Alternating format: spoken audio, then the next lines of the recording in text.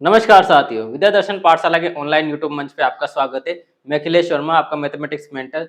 जैसा कि आप थंबनेल और मेरे सामने देख सकते हैं, संबंध एवं फलन। हमारी क्लास 12th की मैथमेटिक्स चल रही है, जो कि संबंध एवं फलन यानी पार्ट सेकंड आज हम पढ़ रहे हैं। पहले पार्ट में हमने सेट, रिलेशन यानी संबंध के बारे में कुछ जाना था।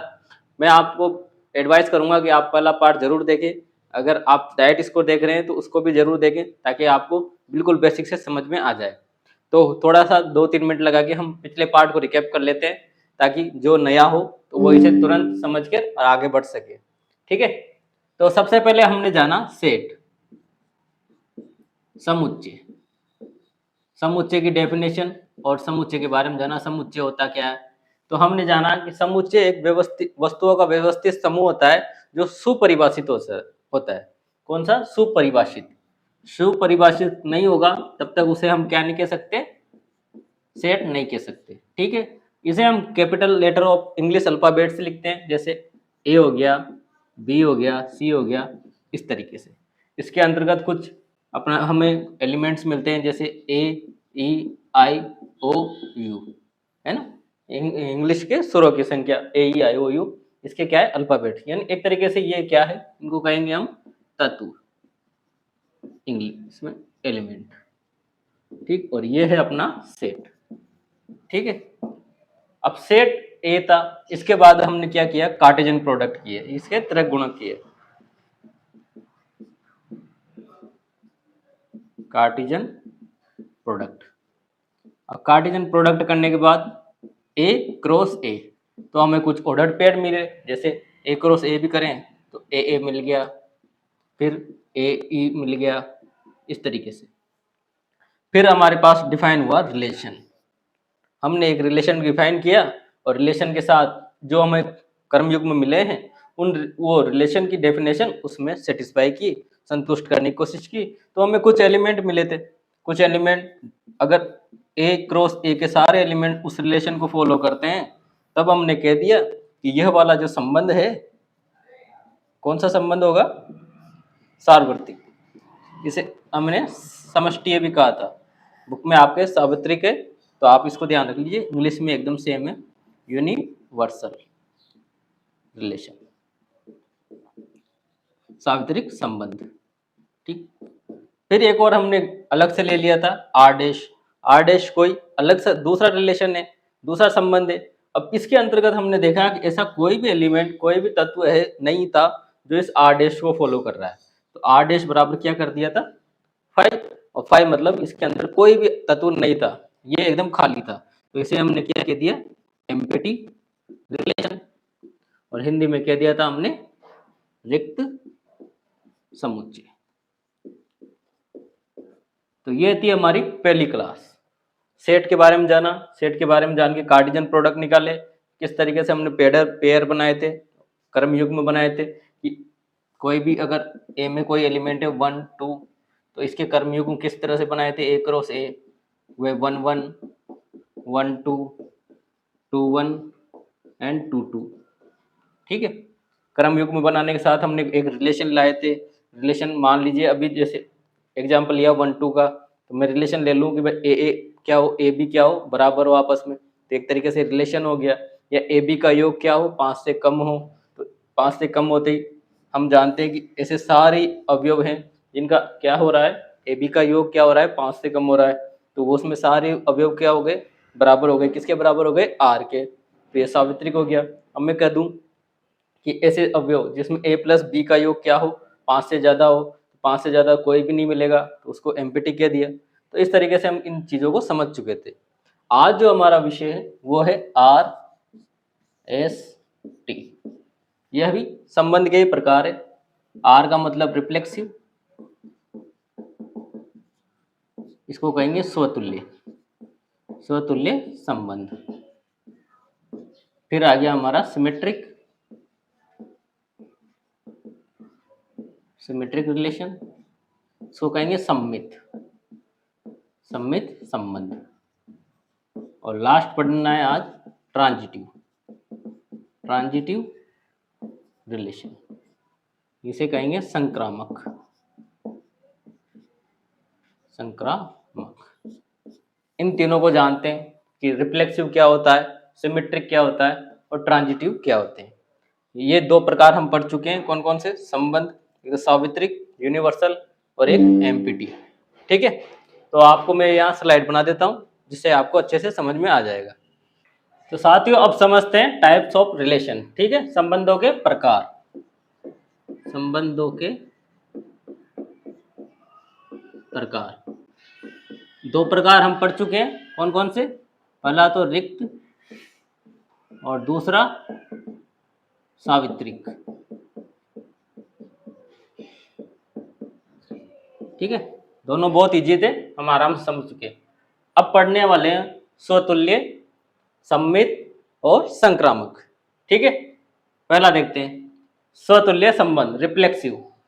रिफ्लेक्सिव यदि प्रत्येक ए, है ना, ए क्या है, ये इसका अवयव, छोटा वाला अवयव से और बड़ा वाला समुच्चय से, ए में ए बिलोंग्स कर रहा है, उसके लिए क्या हो, जो भी ऑर्डर्ड पेयर बने, कैसे बने, ए में। ठीक है, एग्जाम्पल देख लीजिए आप, अच्छे से समझ में आ जाएगा।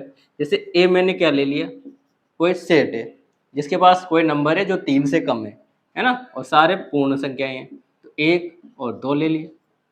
ठीक है, यानी 1 और 2 मुझे क्या मिल गया, इसमें संख्याएं मिल गई। अब मैंने ए क्रॉस ए कर दिया। ठीक, ए क्रॉस ए 1 1 1 2 1 3 सॉरी 2 1 और 2 2। अब कोई रिलेशन लगाया मैंने आर कोई रिलेशन है जो है क्या, ए बी, और वेयर इज ए बराबर क्या होगा, बी है। ठीक है, क्या रिलेशन लगाया, ए बी कोई युग्म है जिसमें ए बराबर क्या हो, बी हो, है ना, ए बराबर क्या हो, बी हो। तो आर के पास कौन कौन से रिलेशन, कौन कौन से अवयव आ जाएंगे, तो हम जानते हैं एक तो 1 1 हो गया, दूसरा 2 2 हो गया, क्या हो गया, 2 2 हो गया। ठीक है, तो अब इस जो रिलेशन ये है अपने पास आर, इसको क्या कहेंगे, स्वतुल्य, रिफ्लेक्सिव। कैसे कहेंगे, क्योंकि ए के पास कौन कौन से अवयव है, एक तो एक है, एक 2 है ना, मतलब 2 ही अवयव है टोटल। तो दोनों अवयवों की जो कर्मयुग्म मिला है वो क्या मिला है, एक एक भी मिल गया, 2 2 भी मिल गया। इस तरह जो एग्जाम्पल था अपना आर का, ये क्या है, स्वतुल्य कहलाता है। ठीक है, स्वतुल्य कहलाता है, स्वतुल्य संबंध कहलाता है। अगर अपने पास आर होता जिसमें केवल क्या होता कि 1 1 तो होता, 2 2 नहीं होता, तब भी क्या नहीं कहलाता, स्वतुल्य नहीं कहलाता। क्यों, क्योंकि 2 ए के पास था तो इसकी भी क्या मिलने चाहिए, ऐसा कर्मयोग मिलना चाहिए जो 2 के बराबर भी हो, यानी 2 2 भी मिलना जरूरी है। ठीक है, तो स्वतुल्य मतलब स्व के बराबर, जैसे नाम वैसा ही काम, स्वतुल्य स्व के बराबर। ठीक, और ये एक तरीके से क्या तत्समक भी दिख रहा है आपको। आगे बढ़ते हैं सम्मित, सिमेट्रिक। अब देखिए सिमेट्रिक में यदि कोई संबंध सिमेट्रिक कहलाएगा यदि समस्त a1 a2 क्या हो, a में हो, है ना, a1 a2 ले लिए a में हो। ठीक, के लिए a2 a1 a2 r कोई रिलेशन r, संबंध r से लिख रहे हैं, और उसकी जो अगर उसके क्रम को बदला जाए, है ना, a2 a1, तब भी क्या हो, वो r में हो, तब प्राप्त संबंध क्या कहलाएगा, तब प्राप्त संबंध कहलाता है क्या, सम्मित। इसको समझते हैं अभी, है ना, ये तो ठीक है आपने लिख लिया, इसी एग्जाम्पल से समझ लीजिए क्या लिखा मैंने, इसके एग्जाम्पल से लिखा मैंने, ये कोई ए है ना, ए क्या है, ए में एलिमेंट है 1 2। ठीक, अब मैंने क्या कर दिया कि आर कोई रिलेशन ले लिया जिसमें क्या है, ए बी है ना, और सच डेट ए बी किस तरह के है कि ए प्लस बी बराबर क्या है, 3 कर दिया, ए प्लस बी बराबर कर दिया क्या, 3 कर दिया, है ना। अब मुझे क्या निकालने, मुझे निकालने ऑर्डर्ड पेयर यानी कर्मयुग। कर्मयुग हम मैं जानता हूँ एक एक ए क्रॉस ए से क्या क्या बनेंगे, तो ए क्रॉस ए से बनेंगे 1 1 1 2 2 1 और 2 2। ठीक, अब मुझे आर के लिए क्या करना था, आर के लिए इसने क्या कहा कि ए प्लस बी बराबर क्या है, 3 है ना, तो अब मुझे इसमें से ऐसे पेयर, ऐसे जोड़े उठाने जिनका योग क्या आ जाए 3 के बराबर। तो देखो तो क्या हो गया 1 2, और दूसरा 2 1। मैं 1 1 को नहीं ले सकता क्योंकि 3 नहीं आ रहा, और 2 2 को ले लूंगा तो 4 आ रहा है, तो केवल 2 ही पेयर मुझे मिले। अब देखिए डेफिनेशन पे चलिए। डेफिनेशन में क्या कह रहा है कि A1 A2 हो, A1 A2 हो, और उसी के साथ क्या हो A2 A1 भी हो। अब आप देखोगे कि 1 2 R में है ना, 1 2 R में है, एंड 2 1 इसका क्या कर दिया, उल्टा कर दिया, 2 1 ये भी किस में, R में है ना। तो ये कौन सा संबंध कहलाता है, इस तरह के संबंध कहलाते हैं सम्मित संबंध। ठीक है, लास्ट देखते हैं हम। संक्रामक ट्रांजिटिव, यदि A1 A2 A3 किस में हो, A में हो, के लिए A1 A2 R। ठीक है, देखो अब इसमें कंडीशन देखना एक बार, A1 A2 हो किस में हो, R में हो, और A2 A3 हो किस में हो, R में हो, तब प्राप्त A3 और A1 A3 किस में होना चाहिए, R में हो, तब वो संबंध क्या कहलाएगा, संक्रामक। देखिए आराम से समझिए इसको, मैंने R कोई संबंध ले लिया है ना, R कोई संबंध ले लिया ग्रेटर देन का। ठीक है, पहले तो मैं क्या करूं, कुछ एलिमेंट्स ले लेता हूं। ठीक है, इधर देखिए A बराबर मैंने ले लिए 1 2 3, 1 2 3, इससे जो जोड़े कितने बनेंगे, 9 जोड़े बनेंगे। हम जानते हैं 3 × 3 के ना, टोटल 9 जोड़े बन जाएंगे। अब मैंने R ले लिया, R बराबर क्या है, A B है ना, A B है, और वेयर इज क्या है कि A लेस देन B है, A क्या है, लेस देन B है। अब मुझे ऐसे जोड़े उठाने हैं जो क्या हो कि A लेस देन B हो, है ना, A छोटा हो B से बड़ा हो। ठीक है, तो मुझे R में देखो कौन कौन से जोड़ा मिलेगा, पहले तो 1 1 मिलेगा, हटा दो, 1 1 बराबर है 1 2 है ना, 1 2 क्या मिल गया 1 2। ठीक, दूसरा मिलेगा मुझे 1 3 भी मिल जाएगा है ना, पर मैं कुछ ही ले लेता हूँ जिससे अपना काम हो जाए। एक तो ले लिया मैंने 1 2, एक ले लिया मैंने 2 3, ठीक है, और एक ले लिया मैंने क्या 1 3। अब इससे आराम से समझ में आ जाएगा कि जो रिलेशन में जो अपने पास जो ऑर्डर पेयर मिले हैं, क्रमयुग में मिले हैं, जो अपन को दे रखे हैं, ये क्रमयुग संबंध आर को संक्रामक करेंगे या नहीं, वो देखने के लिए 3 जोड़े बहुत है, क्योंकि 3 की क्या रखी है उसने। देखो A1 A2 A3, तो A1 A2 और A3 है ना, तीनों मिल गई। A1 A2 यानी 1 2 किस में है, R में, और किसको किसको फॉलो कर रहे हैं, किसको संतुष्ट कर रहे हैं, इसको जो भी संबंध दे रखा है, क्या हो बी बड़ा हो, बी बड़ा है। ठीक है, 2 3 ये भी आर में, किसको संतुष्ट कर रहे हैं, आर को। दिस इम्प्लाइज क्या होना चाहिए था, A1 मतलब 1 और A3 मतलब 3, ये भी किस में हो, आर में हो। देखो ये भी किसको फॉलो कर रहा है, आर को संतुष्ट कर रहा है। तो इस तरीके से हम क्या कह सकते हैं कि आर संक्रामक है। ठीक है, तो ये तो मैथमेटिकली थे जो हम आराम से समझ चुके हैं। अब आपके बुक्स में उदाहरण भी दे रखे हैं, उन उदाहरणों से समझते हैं कि क्या है क्या नहीं है, स्वतुल्य क्या होता है, सम्मित क्या होता है, संक्रामक क्या होता है। आप अच्छे से डेफिनेशन देख लीजिए और इनको नोट जरूर करते हुए चले। ठीक है, अब उदाहरण देखते हैं आपका। तो उदाहरण 2 है ना, आपके बुक का ही एग्जाम्पल है, देखते हैं इसको और समझते हैं क्या कह रहा है क्या नहीं कह रहा।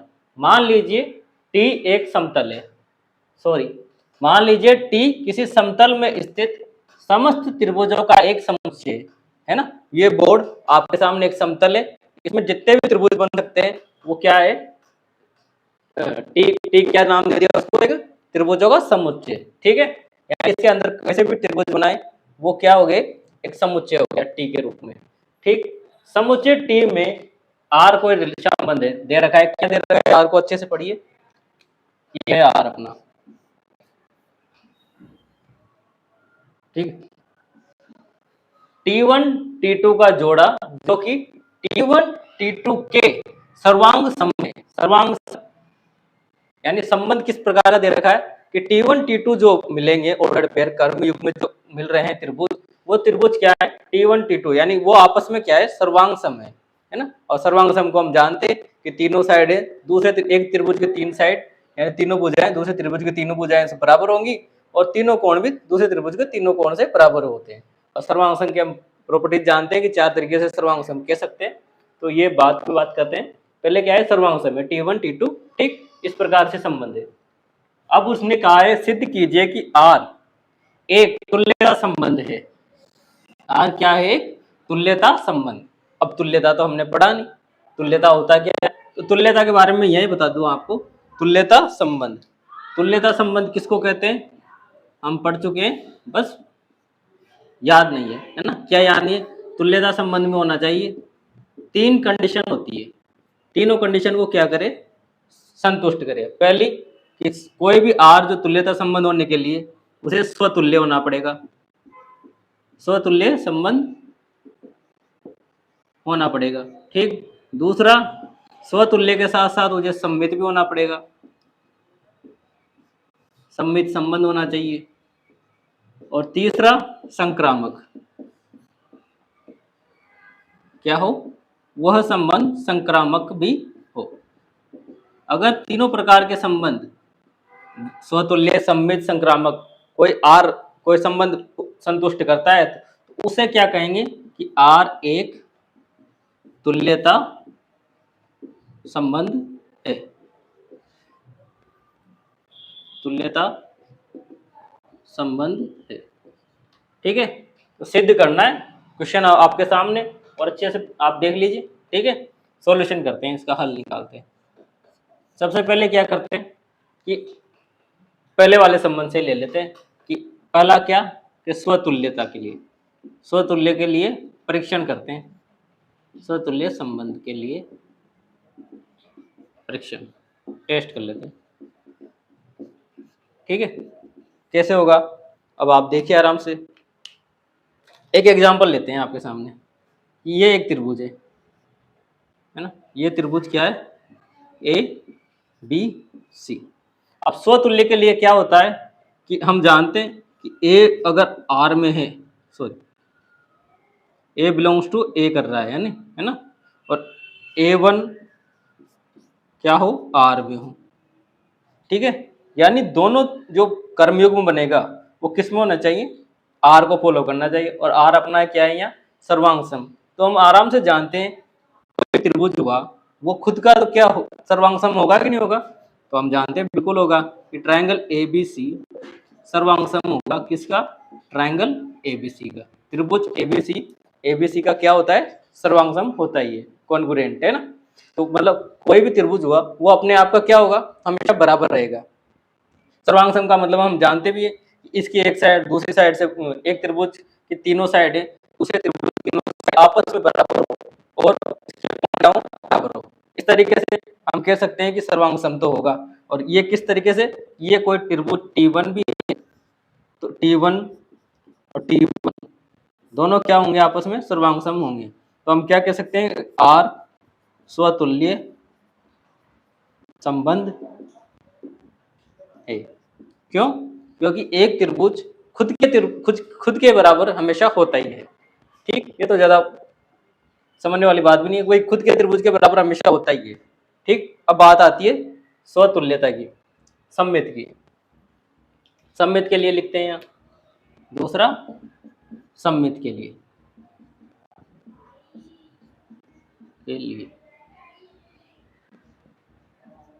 ठीक। अब सममित के लिए आप अच्छे से देखिए, इसको हटा देते हैं। अब देखिए, अब दो त्रिभुज बना लेता हूं, ये त्रिभुज ABC ABC, ठीक है।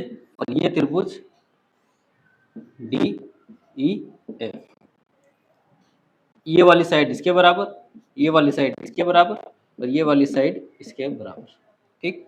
ये वाला कोण इस कोण के बराबर, ये वाला कोण इस कोण के बराबर और ऊपर वाला इसके बराबर, ठीक है। अब इसको नाम दे दिया मैंने T1 ट्रायंगल और इसको नाम दे दिया T2 ट्रायंगल, ठीक। अब मुझे बताइए कि ABC को, ट्रायंगल ABC को कॉन्ग्रुएंट लिखूं मैं किसके, ट्रायंगल DEF के होगा।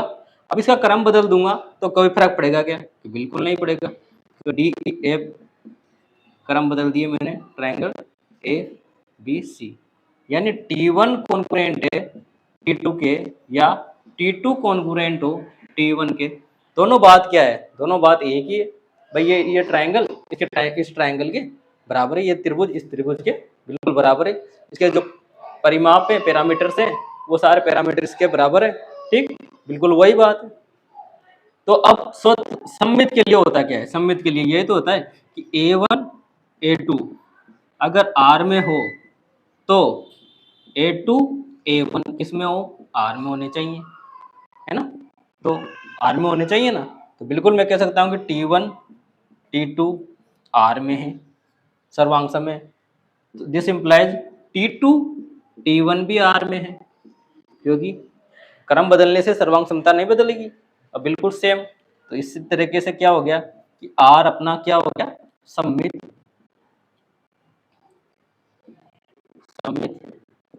संबंध है, R क्या है, सममित संबंध है, ठीक है। लास्ट अब देख लेते हैं किसके लिए, संक्रामक के लिए, इसको हटा देते हैं, ये आपने नोट कर लिया होगा।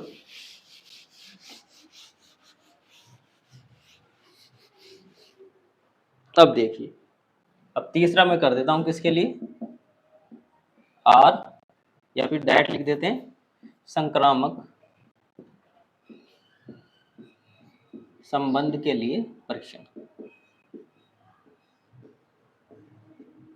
अब देखिए यहां भी एक एग्जांपल ले लेते हैं, क्या करते हैं, ये मैंने ट्रायंगल ले लिया क्या, ए बी सी, ठीक है, और ये दूसरा ट्रायंगल ले लिया डी ई एफ, और एक और ट्रायंगल ले लिया M N O M N, ठीक है।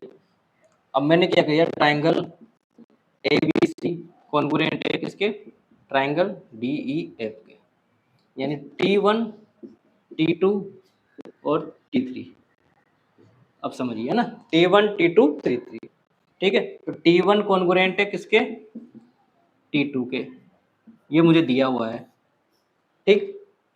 दूसरा triangle D E F congruent है किसके, ट्रायंगल एम एन ओ के, यानी T2 कॉन्ग्रुएंट है किसके, T3 के, ये भी मुझे दिया हुआ है। अब मैं इन दोनों से निष्कर्ष निकाल सकता हूं क्या, कि T1 T2 के कॉन्ग्रुएंट है, यानी T1 T2 के सर्वांग सम में और T2 T3 के सर्वांग सम में, तो सर्वांग समता को मैं जानता हूं कि ये क्या है, अगर ये साइड इस साइड के बराबर है और ये वाली साइड इसके बराबर है, तो ये वाली इसी के बराबर हो गई, है ना, ये वाली साइड इसके बराबर है और ये डी ई किसके बराबर है, एम एन के, तो मैं कह सकता हूँ ए बी भी किसके बराबर है, एम एन के।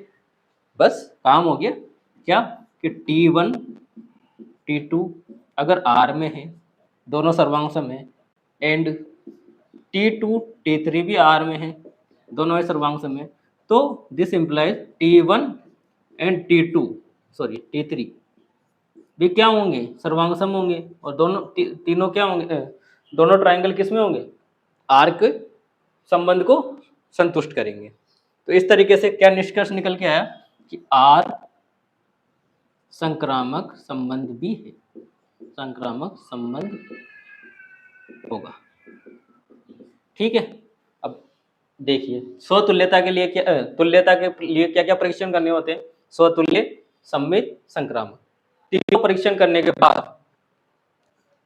तीनों परीक्षण करने के बाद मैं R को क्या कर सकता हूं, मैं R को लिख सकता हूं, क्या लिख सकता हूं कि R एक तुल्यता संबंध है, और ये मेरा हो गया क्या, हेंस रूल।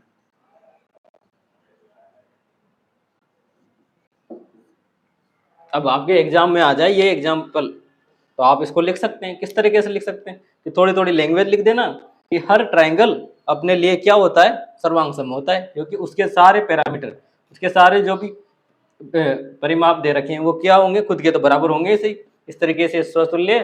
और T1 T2 अगर एक दूसरे के T1 T2 के कॉन्ग्रुएंट है सर्वांग सम है, तो T2 T1 के कॉन्ग्रुएंट तो होगा ही होगा, क्योंकि ट्रायंगल तो वही है। इसी तरीके से तीन में कह सकते हैं, तो हम R को क्या कर सकते हैं, तुल्यता संबंध बता सकते हैं। तो ये था आपका एग्जाम्पल नंबर 2। आई होप अच्छे से समझ में आ गया होगा। ओके, आगे बढ़ते हैं। अब नेक्स्ट देख लेते हैं उदाहरण नंबर 3। ये आपके लिए होमवर्क मान लीजिए, मैं आपको हल्का सा बता देता हूँ क्या कह रहा है क्या नहीं कह रहा। तो अपने पास दे रखा है, मान लीजिए एल किसी समतल में स्थित समस्त रेखाओं का एक समुच्चय है। ठीक उसी तरह था, उसमें क्या थे, त्रिभुज थे। अब यहाँ क्या है, रेखाएं हैं, है ना। और रेखाएं किसमें, जैसे ये ब्लैक बोर्ड एक समतल हो गया, अपना व्हाइट बोर्ड एक समतल हो गया, इसके अंदर जितनी भी रेखाएं खींच पाएंगे ना, वो क्या हो गई, उस समुच्चय में आ गई। ठीक है, एल में। अब तथा आर, आर रिलेशन दे रखा है, आर को लिखिए आप अच्छे से। आर दे रखा है L1 L2, यानी रेखाओं का क्रम युग्म है, जो किस तरीके से है कि L1 L2 पर क्या है, लंब है ना। और समुच्चय L में परिभाषित एक संबंध है। ठीक है, L परिभाषित है, L क्या है, अपना समुच्चय। सिद्ध कीजिए कि R सममित है, यानी R क्या है, सममित है। सिद्ध करना है, सिद्ध करना है, क्या सिद्ध करना है कि R सममित है। और किंतु साथ में डाल भी दिया क्या, किंतु स्वतुल्य, न तो स्वतुल्य और न ही संक्रामक है, संक्रामक। चलो बहुत इजी हो गया है। तो अब देखिए एक एक एग्जाम्पल से तीनों काम हो जाएंगे। पहले क्या कर लेते हैं, स्वतुल्य को कर देते हैं कि ये जो आर दे रखा है वो स्वतुल्य नहीं है ना। देखो आराम से देखना, स्वतुल्य के लिए क्या डेफिनेशन है कि L1 L2 दो पैरामीटर न होकर एक सिंगल पैरामीटर हो, है ना।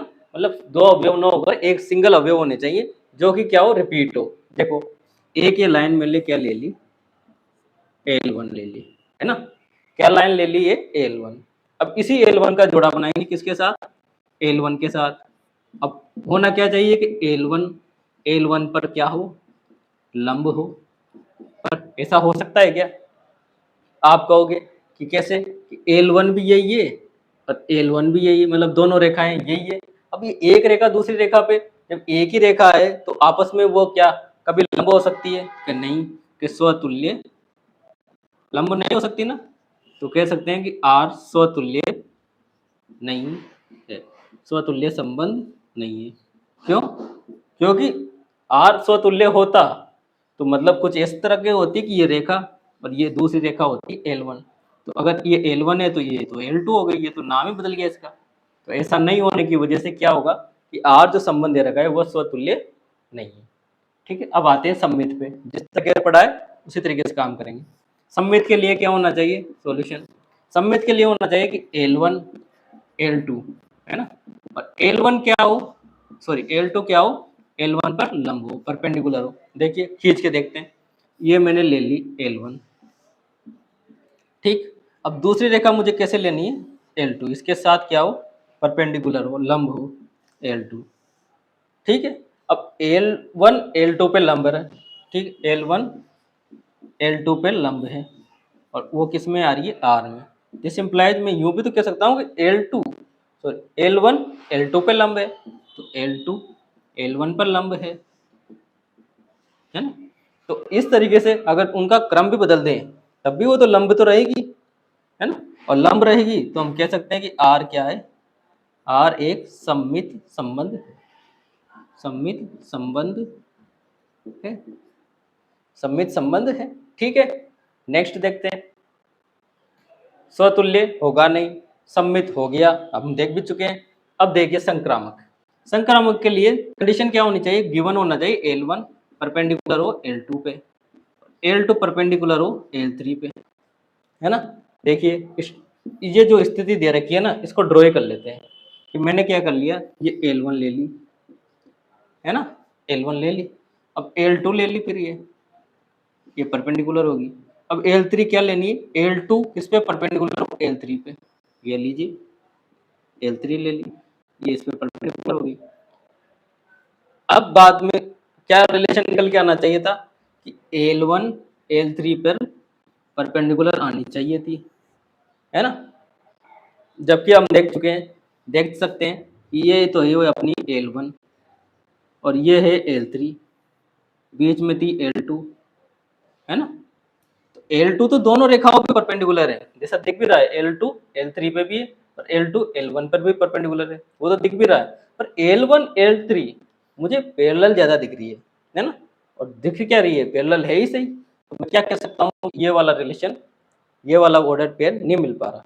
तो क्या कहेंगे कि L1 L2 तो परपेंडिकुलर है और दोनों क्या है L3 L2 L3 R में है, पर L1 और L3